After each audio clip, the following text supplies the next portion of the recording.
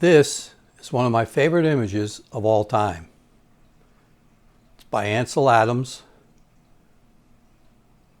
Not a digital negative, done in a darkroom, I think in the 1970s. Yes, there are minor differences to each print because he was dodging and burning and doing it in a darkroom.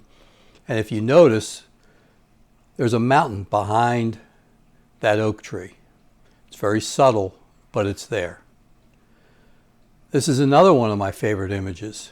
It's by Ruth Bernhard. Very simple image. I can never tell if she's using one light or two. I think one, but it's hard to tell.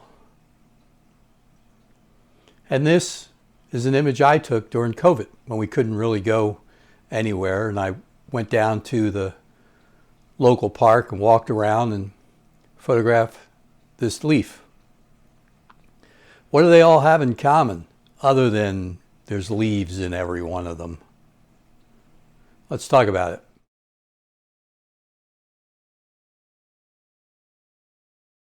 Hey, welcome to another video. While I'm filming this, it's baseball time for little kids here in South Florida. Both my grandsons are playing, and it amazes me at my one grandson who's 7, he's already in a league where they're hitting off pitching machines. I don't think I was swinging a bat at age 7, and yet now they're out there, I think maybe a little intense, but I guess that's not for me to say. I'm not one of the coaches, but they're hitting off pitching machines. And at first my grandson was having a little bit of trouble with it because he'd never done it before. He played t-ball, he played in coached pitch, but he never hit off a machine. And as I was watching and listening, the third base coach would be saying, "Hey, keep your elbow up, keep your bat back." And the first base coach is screaming at him, "Get back in the batter's box, bend your legs, do this, do that." And he's listening to this and listening to that and looking all around. And before you know it, the ball's past him and he's swinging too late and he's overthinking everything. Before the next game started, I just talked to him for a moment. I probably went in one ear and out the other, who knows. But I just said to him, when you get in the batter's box, see the ball, hit the ball. And yes, all those fundamentals are important. Keep your elbow up and your bat back a little bit and swing your hips and all those kind of things. But in reality, see the ball, hit the ball. "Mike, what's that got to do with photography?" Okay, grasshopper, I'll let you know.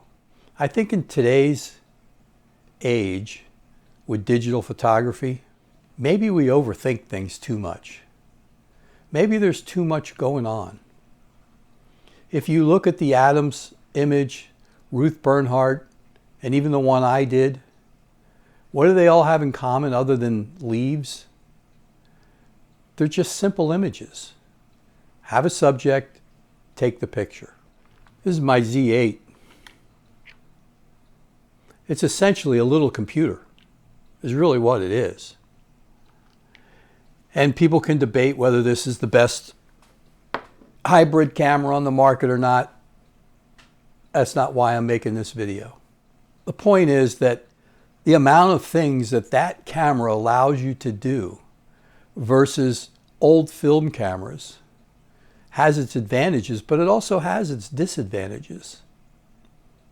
It might be one of the reasons why Leica shooters love their rangefinders so much, and that a lot of them will tell you it makes them slow down, their manual focus. You really have to think about what you're doing, and you're not out there just bang, bang, bang, bang, 20 frames a second in whatever you're photographing. Now, of course, a Z8 has its place if you're shooting wildlife and sports and things like that. Big advantage over a Leica rangefinder or an old Nikon F5 film camera. I think we can at least agree on that. Maybe the Leica people won't, but I think we can. So my point is that when we maybe get into a little bit of a photographic slump, or we're overthinking too much, we got to keep our elbows up and a bat back, and and swing through the ball and blah, blah, blah, blah. No. See the subject, expose it properly, take the shot. See the subject, expose it properly, make it simple, take the shot. I don't think that we have to, as much as I love traveling to Iceland, as much as I loved going on some of those European cruises and going to Alaska and seeing different places around the world, trust me, I loved it. I would go back to Iceland in a heartbeat for photography. There's no question about it. But that's not possible. We can't always just get on an airplane and go to these wonderful places and photograph. But we can just walk outside and take a picture of a stop sign, or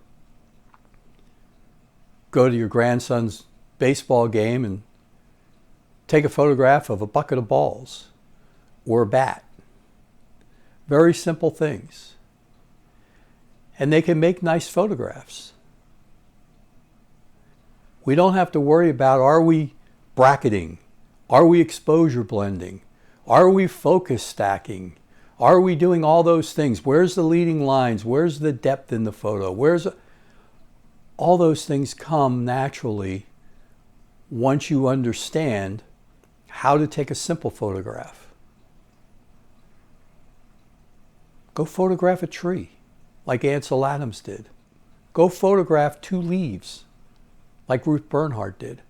If you're not familiar with Ruth, go look at her work. She has some amazing photographs of very simple things. She has a photograph of lifesavers, the candies, standing on edge and a light coming through it. It's an amazing photograph. Now, granted, she's mostly known for her nudes, but even in her nudes, they're really just lines, shapes. She didn't have to go to Iceland and stand in front of a waterfall to take that image. She just found people off the streets in San Francisco or wherever she was living at the time. And I think you'll find that some of the real masters of photography take photographs of simple things.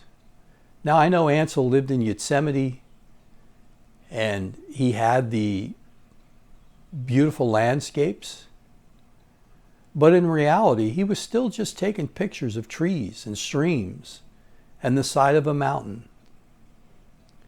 Yes, beautiful streams and mountains and everything, but you can do it. The other thing that I think makes a good photograph, besides the simplicity in some of the great photographs, is the fact that you have to have a passion for what you're doing. You really have to enjoy it. And I've noticed a couple of videos recently on YouTube where people were talking about burnout and things like that. And yeah, it's a real thing. There are times I don't feel like making these videos, and there's probably going to come a time pretty soon where I don't make one for a few weeks because I can't come up with a topic or I just don't feel like making one. There was a time a couple of months ago where I didn't even pick up a camera for a month. I wasn't in the mood. I might have taken 1 or 2 shots of my grandkids, but I just didn't feel like taking photographs for a while. And I had to go back to the basics of just see the subject, expose it properly, take the image. Because I had a passion to want to do it. I used to take a lot of baseball photography, Major League Baseball at spring training. And I've mentioned it in 1 or 2 of my other videos where I got away from it. It started during COVID because they were shut down for that spring. And when they came back to practice a little bit, they weren't allowing anybody in anyway. And then the following year, they came up with all these rules and blamed it on COVID, why you couldn't bring this in and you couldn't go here and you had to walk here and you had to stay in this little group a year after COVID was done. And they've kind of kept a lot of those same rules. They've made it very difficult. And I lost my passion for going up there. So now that my grandkids have come around, I still have that passion to want to photograph baseball. So I just do it with them. And I don't worry about it. It used to bug me that my old friend Tom, who I mentioned in many of my videos, would always say, you just photograph birds in baseball. That's all you do. You just want to photograph birds in baseball. Well, there's a lot of truth in that. And some of it was because it was what I knew. And I've learned to discover some of it was because I just enjoyed it. It's just what I like to do. And so don't let other people make you feel guilty as to what your subjects are. Whatever those subjects are. I don't want to get into how wild maybe you could be. I'm just talking about your general, whether you're a street photographer, landscape photographer, you want to photograph your dog or your cat, who cares? If you enjoy doing it, do it. Make it simple. And work your way up to, okay, how can I process that a little differently? Maybe I want to shoot black and white. How can I process it?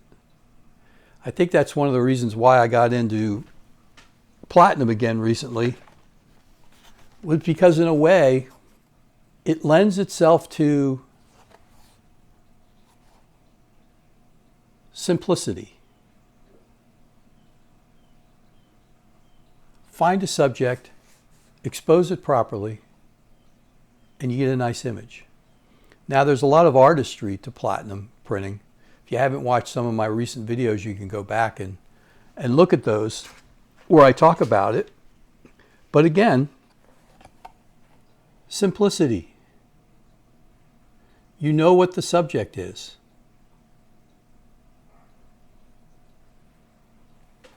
There was no exposure blending. There was no focus stacking. There wasn't anything. The only thing I did do, what I probably did was I probably put on a polarizer and possibly a 3-stop or a 6-stop filter and drag the shutter a little bit. I may have done that for this image. I don't even remember. I might not have. But you know what the subject is. And it's a very simple, but I really like that image. And I've talked about this one in a recent video. If you haven't watched one of my recent videos and you're interested in this image, you might want to go back and look at those. The series I did on platinum, the last one, this one, is featured at the end of the video. But it's a very simple image. So that's my tip for the day. Find something simple. Find something you're passionate about.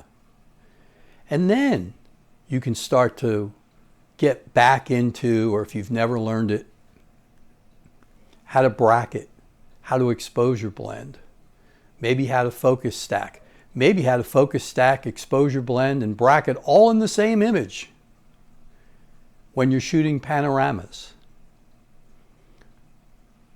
which is what I did with this image here in Iceland, Kirkafell and Kirkafoss. I bracketed it, exposure blended it, shot a panorama, but I had to work my way up to the knowledge of knowing how to do all that. Yet, for the most part, it's still a pretty simple landscape. You've got the waterfalls, you've got the mountain, and a little bit off to the distance in the right, you've got some more water and some distant mountains that hopefully balance the image out. This panorama here in Alaska, pretty simple scene. Yes, it's a panorama. I don't think I exposure blended it or bracketed it. I hand held it because we were on an Alaskan cruise and they took us off on this little excursion, and I saw this scene, and the cloud lowered itself below the mountain for a minute, and bang. I just took about a 6-7 shot panorama and went across, handheld. but I knew how to do it. But I had to start with something simple. So go find yourself simple subjects. Expose it properly. Find something you're passionate about that makes you happy and take the shot. Till next time, thanks for watching. Appreciate it. If you want to be so kind as to hit like and subscribe, I'd appreciate it. Until next time, you take good care.